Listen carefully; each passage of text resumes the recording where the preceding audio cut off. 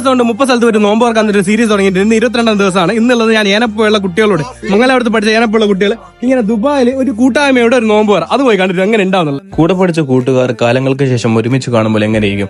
നമ്മളെ കൂടെ ഉള്ളത് നമ്മളോട് പഠിച്ച 2019 ബാച്ചിലുള്ള ഏനപ്പുള്ള സ്റ്റുഡൻസിലായിട്ടാണ് നമ്മൾ ഇന്ന് നോമ്പ് തുറക്കാൻ പോകുന്നത്. പലരും പല ജോലിയിൽ നിന്നും പല പണിയായിട്ടും സ്വന്തമായിട്ടുള്ള ബിസിനസ്സും എല്ലാം ഉണ്ട്.